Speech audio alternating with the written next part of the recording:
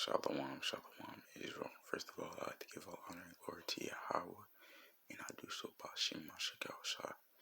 Second of all, I'd like to give double honor and glory to the elders who taught us this truth and paved the way for us to come and grow in this truth. But today we come back with another example of the law being here before Moses, or parts of the law being here before Moses. The first part I'd like to give is the book of Genesis, chapter 24, verse 1 through verse 3.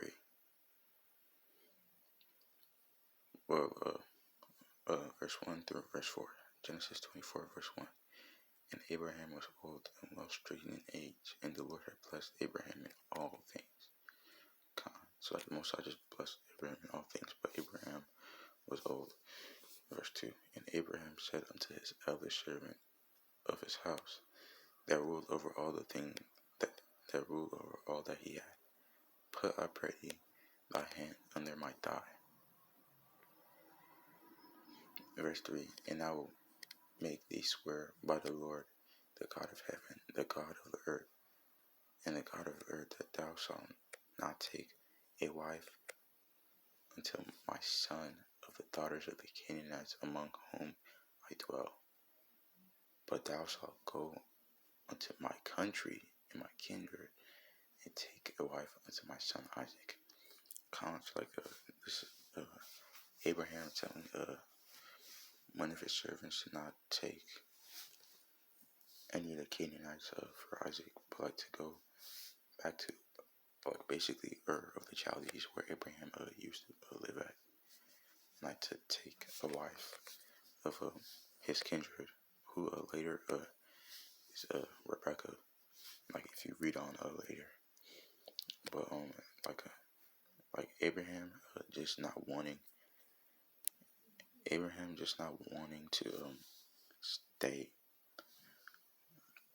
It's like Abraham just not wanting a Canaanite to marry Isaac is like just not because he just woke up one day on the wrong side of the bed and just started hating on the Canaanites. Like he saw all the wickedness, and he didn't want his son to be a part of that. Now let's go to the law. Let's go to the law that basically Moses gave us, but it was already here from the beginning. The book of Deuteronomy, chapter 7, and verse 1 through, I say about verse 4. Genesis 7, verse 1 through verse 4. When the Lord thy God shall bring thee into the land whither thou goest to possess it, and hast cast out many nations before thee, the Hittites, and the Girgashites, and the Amorites, and the Canaanites, and the Perizzites, and the Hivites, and the Jebusites, 7 nations greater and mightier than thou. Because at this time the Canaanites, there was more Canaanites than Israelites, and like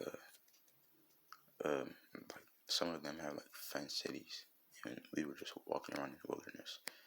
But verse 2, and when the Lord thy God shall deliver them before thee, thou shalt smite them and utterly destroy them.